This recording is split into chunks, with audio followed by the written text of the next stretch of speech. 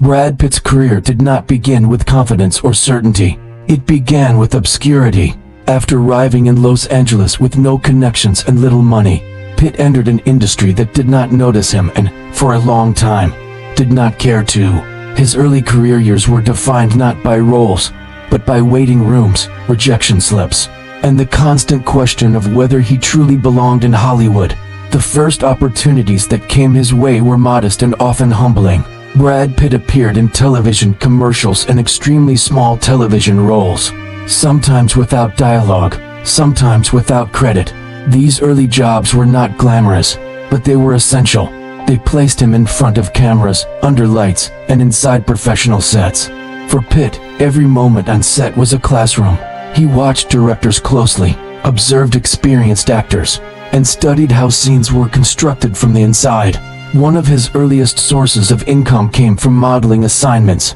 His physical appearance, which later became both a blessing and a complication, initially opened doors in fashion and commercial work. Pitt modeled for print ads and appeared in promotional campaigns, not because he wanted to be known as a model, but because survival required flexibility. He accepted these jobs pragmatically, understanding that any visibility was better than disappearance. Television became the next stepping stone. Pitt landed guest roles on popular shows of the late 1980s, including appearances on series like Dallas, Growing Pains, and 21 Jump Street. These roles were brief, often lasting only a few scenes, but they placed him in front of casting directors who began to recognize his face. Still, recognition did not equal opportunity. He was frequently auditioned and rarely chosen. The Hollywood rejection phase tested Pitt more deeply than poverty ever had. Rejection was no longer occasional, it was routine. For every audition he felt good about, dozens ended without response. Some casting directors dismissed him for being too attractive, others for lacking gravitas. Pitt later reflected that Hollywood struggled to decide what to do with him. He did not fit neatly into existing categories. What separated Pitt from many others during this period was his refusal to internalize rejection as judgment. Instead of questioning his worth, he questioned his preparation. He returned to acting classes repeatedly, refining technique and emotional control.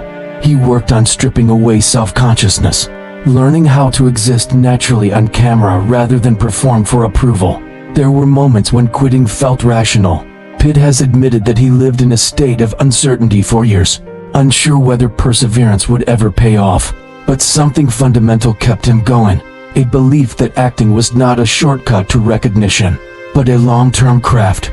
He was willing to wait if it meant becoming good. Small film roles slowly followed. Pitt appeared in low-budget movies and supporting roles that went largely unnoticed. These films did not elevate his status, but they expanded his experience. Each project strengthened his understanding of storytelling and character psychology. Even when films failed, Pitt treated them as necessary steps rather than mistakes. Hollywood, during this time, was changing. The late 1980s and early 1990s marked a shift toward more complex male characters.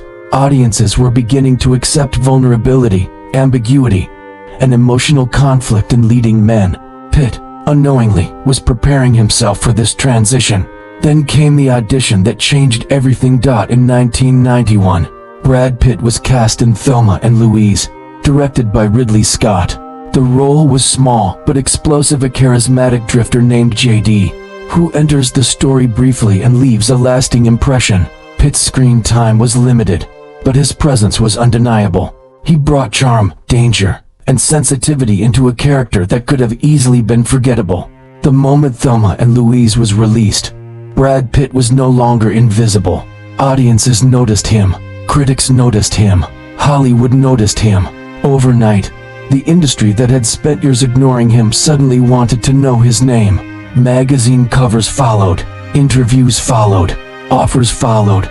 Yet what made this breakthrough significant was not its speed, it was its timing. Pitt was not a beginner when fame arrived. He had already spent years learning discipline, rejection, and humility. When attention came, he was prepared to handle it without losing himself. Importantly, Pitt resisted the temptation to capitalize on fame blindly. Rather than accepting every leading role offered to him, He became selective. He understood that the choices made immediately after breakthrough often define a career's trajectory. Instead of chasing popularity, he pursued complexity. Thelma and Louise did not make Brad Pitt a complete actor, it revealed one who had been quietly forming all along. This chapter marks the end of obscurity and the beginning of visibility, but it also introduces a new challenge: how to grow under a spotlight without being consumed by it.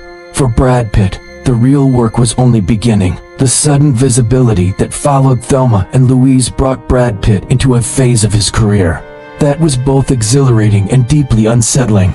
Hollywood's attention arrived swiftly, but it did not come with clarity. Pitt was no longer fighting to be seen, he was now fighting to be understood. The industry had discovered his face, but it had not yet discovered his depth. Offers poured in, but many were shallow, designed to capitalize on his appearance rather than challenge his ability. For the first time, Pitt experienced a different kind of pressure, expectation. Where rejection had once been the dominant force in his career, projection now took its place. Casting directors, producers, and studios began imagining what Brad Pitt should be rather than asking who he actually was. He was suddenly labeled, categorized, and marketed. This unsettled him more than obscurity ever had. Despite the sudden fame, Pitt did not feel successful. Internally, he still identified as a student of acting, someone learning through observation and repetition. The attention felt premature, even intrusive. He worried that if he accepted the wrong roles too early, he would lose the chance to grow. This anxiety led him to make choices that confused some industry insiders, but ultimately protected his longevity. Pitt began to turn down roles that offered visibility without substance. This was a risky move for a newly recognized actor, especially one who had spent years struggling. Hollywood rarely rewards hesitation, but Pitt understood that momentum built on emptiness collapses quickly. He chose restraint over acceleration. Behind the scenes, Pitt doubled down on preparation. He worked closely with acting coaches, analyzed scripts deeply, and sought characters that carried emotional contradiction. He gravitated toward flawed men, characters marked by uncertainty, desire, and internal conflict. These were not roles designed to flatter, they were roles designed to reveal. The psychological shift from struggling outsider to rising star was difficult. Pitt found himself questioning his motivations constantly. Was he pursuing roles because they challenged him, or because they reinforced his image? This self-interrogation became a guiding force. He did not want to become a symbol detached from substance. During this period, Pitt also experienced the isolating side of fame. Recognition created distance. People treated him differently, spoke to him differently, and expected him to perform off-screen as well. The quiet anonymity he once had was gone. This loss forced him to confront identity outside of work. Who was he without the struggle?